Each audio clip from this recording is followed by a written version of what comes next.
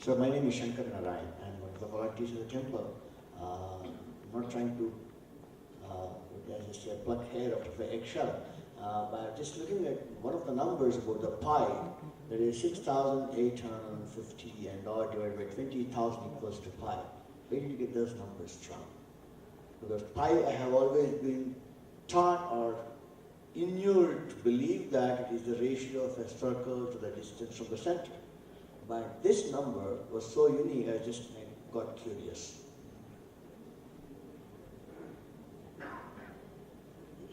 Thank you, Shankar Narayanji. It's a very important question, because any time you are constructing something, there you are drawing some circles, you are drawing other shapes.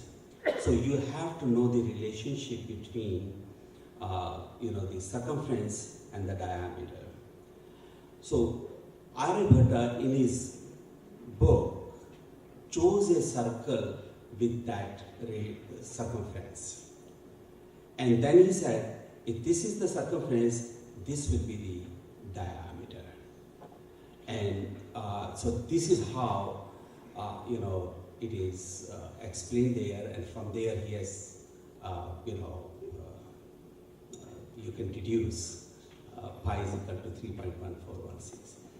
By the way, it's always nice to have a few friends. So the moment I was done with my lecture, I don't see Nand Kumar. He came to me, he came to me and he said, what about this question? Will you like it? And I said, no, don't ask me. It's a tough question. But the moment he left, I thought, well, maybe I can answer that, So you can ask.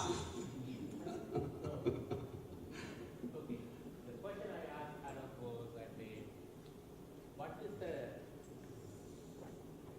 the question that I asked Professor Alok Kumar was can you explain scientifically for the existence of Rahu and Ketu? Repeat it one more time. Can you explain scientifically the existence of Rahu and Ketu? Oh, that's very easy. That's very easy to explain. Yeah. By the way, he's a real friend. He's not telling the whole question, that you wanted to ask me. Yes. Can you repeat the question, please? Oh, okay. See, in Hindu mythology, we have two planets. We call them Rahu and Ketu. And they play a very important role in Hindu mythology. But whatever role they play, we can explain it today with the help of science. And what happens is, when Earth is moving and the moon is moving around the Earth is moving around the sun, these two planes are not exactly matching. They are making an angle. So there are certain situations where these two planes intersect, and at that time there is going to be an eclipse, whether depending on whether it will be solar eclipse or lunar eclipse. So in mythology, these planets, they eat the sun, which means eclipse. And so not only I have explained the scientific basis of it in my book, from India, that knowledge went to China. And so Chinese created their own mythology.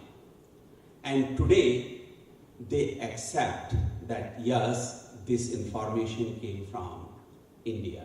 By the way, with China, it's a very interesting story. If you read the history of China and the literature they produced, for the last 2,000 years, the literature they produced was really pro-India. Something happened in 1900. where there was a particular person, and I don't want to get into that great details here, but he said, listen, we have to come out of the slavery of India. So we have to stop crediting India for our knowledge. And Mao loved it. So in the last 100 years, you never see any credit to India. So they produce their own literature. But, 100 years ago, in their own books, they have written openly that this knowledge is coming from India. So it's the ecliptic planes, they intersect, and from there, that causes eclipses, and Rahu and Ketu are those points where these planes are intersecting. By the way, he also asked me something else, and let me explain that before I take the next question. We are talking about 2,000 years, 3,000 years, 8,000 years, and we still remember the same Vedas. How did it happen? Our culture was an oral culture. And for an oral culture, it is extremely important to write their literature in a mode that is very easy to memorize. So the whole Indian literature is written either in the form of stories, because the stories have connections, you can memorize it, you can remember it, or in poetry form. You can sing it. Once you can sing it, you will remember it. Wouldn't it be wonderful if we started teaching science on MTV, following Indian way? I think, because in science, the biggest problem is we cannot remember it. Teacher is teaching us, everything is good, and in 5 days, you forget it. But if you write it in the Indian way, you will not.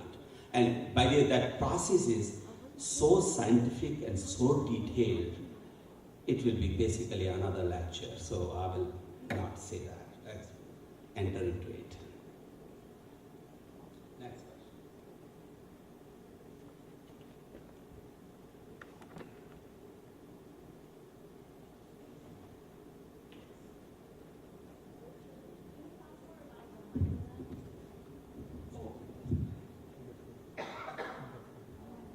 See, she has asked me that talk about mandalas. These are the geometrical constructions, and those geometrical constructions are explained in about 4 books written in the ancient period. The most popular is Bodhyana Shulba Sutra and Katyayana Shulba Sutra, and there they have explained how you can play with these geometrical shapes. And so not only Pythagorean theorem, which is explained in so many ways in those books, much before Pythagoras. They have explained that if you take a circle and you want to produce a square with the same area, how to do that? So, of course, you have to make sure that in the square, length has to be a certain number, because then only it will be equal to the area of a circle. All those rules are so well explained, and they used empirical methods, they use deductions to explain those things. And all those books are, by the way, well translated in English now. So I'm pretty sure that in Rochester, University of Rochester Library, those Shulva Sutras should be there.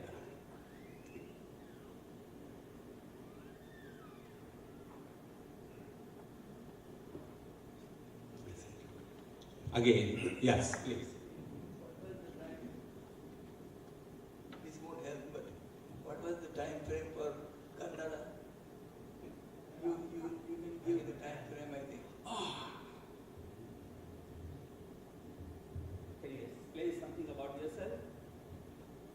I better not. No, my name is Ashokunambe. No, that's okay. There is a follow-up. Yes. I have, with Indian literature, that's the biggest challenge. And by the way, eventually I'll answer your question. Because I have a related question. But then you should ask, maybe I can answer both at the same time. You have a reference to world physics, when physics was understood same way in that period as we understand it today. In Kannada's book? Yeah, you have a reference there. Oh, okay. Yeah. Okay. See, history is written in those cultures where they are worried about their extinction. So in India, we never cared for history. We did not write one because we were not worried. And it's a culture that was so ancient that anything that you talk about today or 5,000 years ago happened even before. So, Indians, they were very bad in writing their history. Another reason. I'll tell you why. Knowledge is considered to be divine.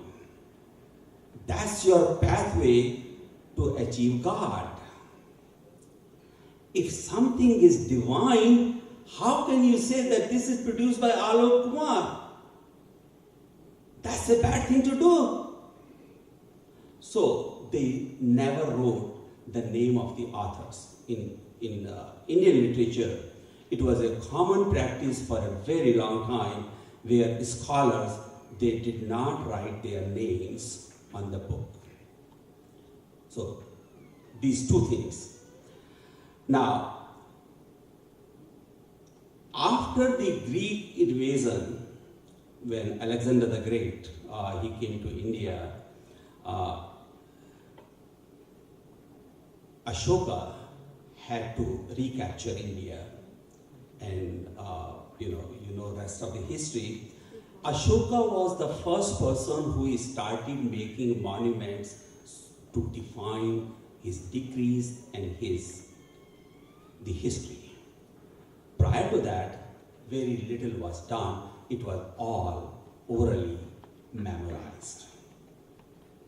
Now, talking about Kannada, that's a big issue.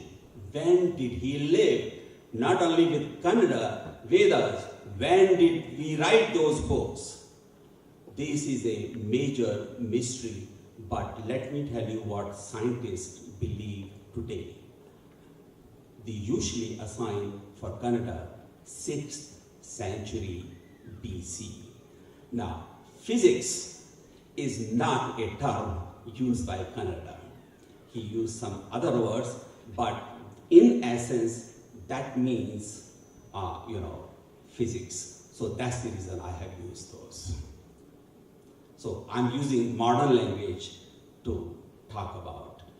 He wrote his book, Vaisheshika Sutra, where he explained about the nature of the physical world we live in, and then he said, if you learn this knowledge, you will achieve moksha. So I have written that if you learn physics, you can achieve moksha. By the way, the same thing in Shushruta Sahinta, the same thing in Charak Sahinta, all these things were the same. If you become good in medicine, if you become a good medical doctor, you will achieve moksha. So all these,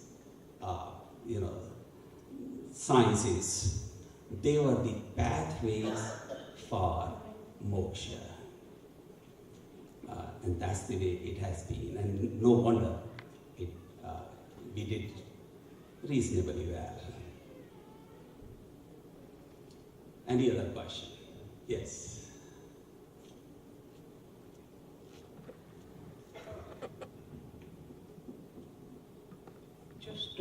My name is Bala Venkatesh. Just to expand on the question raised by the professor here about Rahu and Ketu. This year in our temple, there happened to be a major, on the anniversary time of the temple, there was a big time Mandala Puja done. Basically because multiple people in the world, among all the stars, all had some defect or ill effects of something or the other this year. Is there any kind of an explanation that you can possibly give us from your scientific point of view? We just believe what our forefathers or our grandfathers tell us, that this is the effect of Rahu, Ketu and Shani. Is there any kind of a scientific explanation that you might have? How come so many people in the world all of a sudden has had problems this year according to what the religious people say? Okay. As I mentioned, this computer is telling me the battery is running low and is about to die. Okay. So, okay.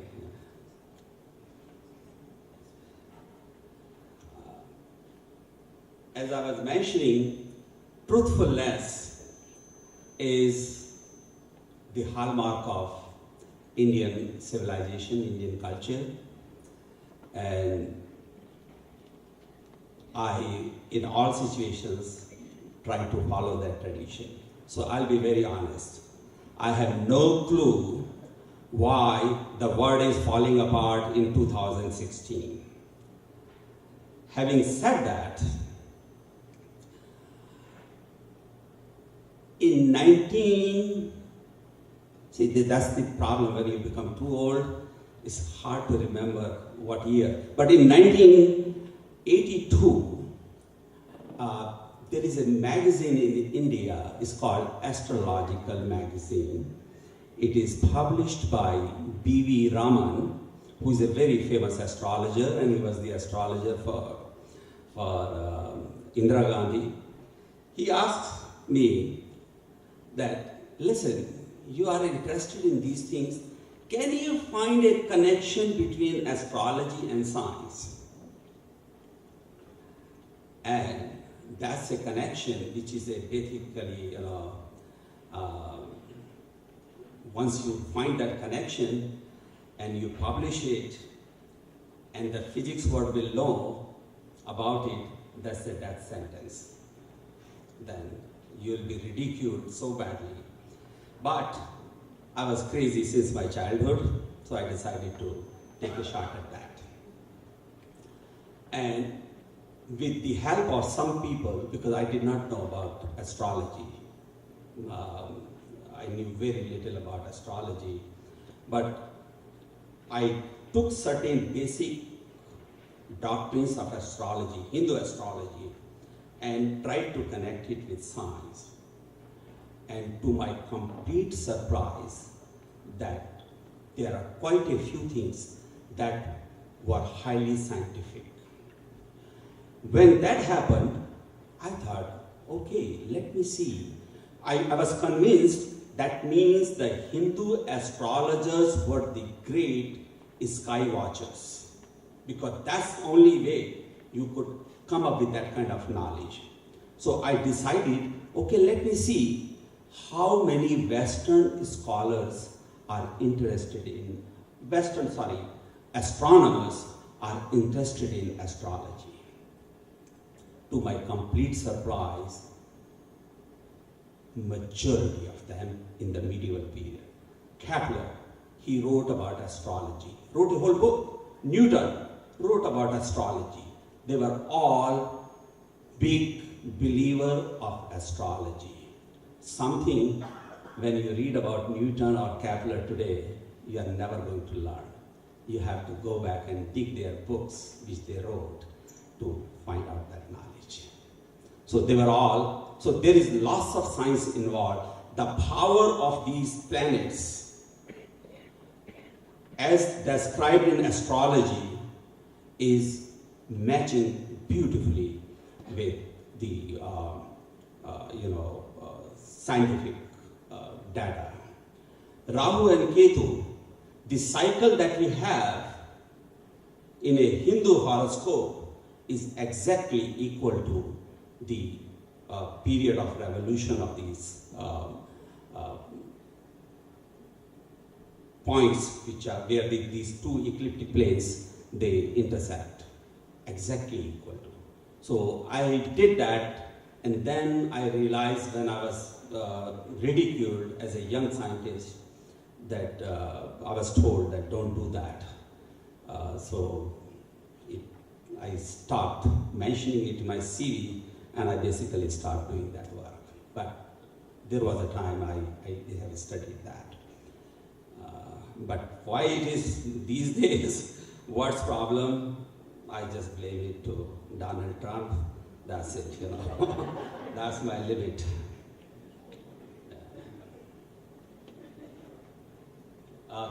Thank you so much.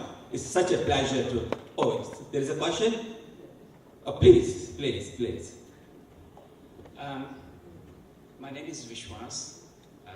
My question really is that I have, for the first time when I heard the discovery of zero in India was way back in '63, when I was fortunate to have Professor Kamath, who taught us history of technology at IIT Mumbai.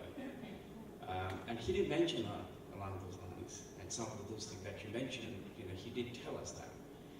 I don't know whether that course continued or not after I left. But one thing nobody really, or at least I have not noticed is that, including your lecture, that you attribute zero to the Indian inventors. But as we know, zero concept is not complete unless you also know what infinity is. And nobody talks about that. Who invented that, what the reference is. And since you didn't do it either, I'm just curious. Are you interested in another lecture? I can start. By the way, let me tell you, that's a very good question. Zero and infinite. He's saying, zero is meaningful when there is a concept of infinity. And let me explain it to you how that scholars believe how that idea evolved. See, in Hindu tradition, God has two forms. He is Nirgun. Nirgun means without any attributes. And there is a Sagun, means where Lord Rama, Lord Krishna and so on, there are attributes associated to them.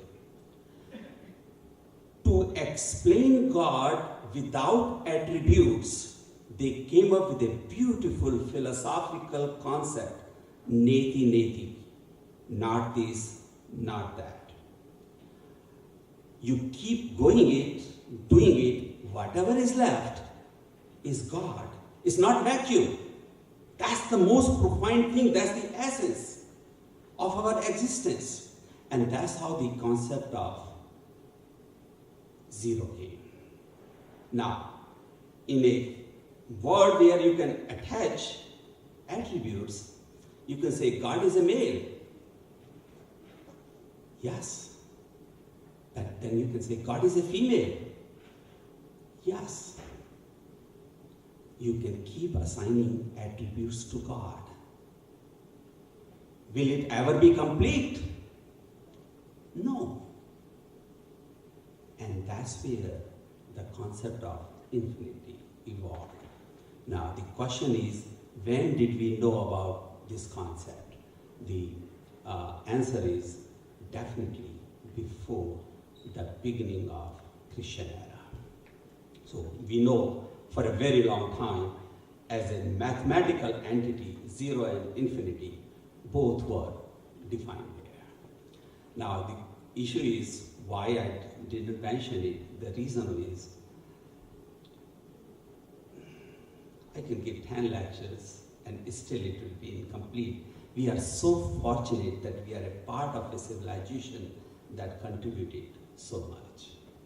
So, in the next lecture, there will be infinite next to zero in my lecture. Thanks to you.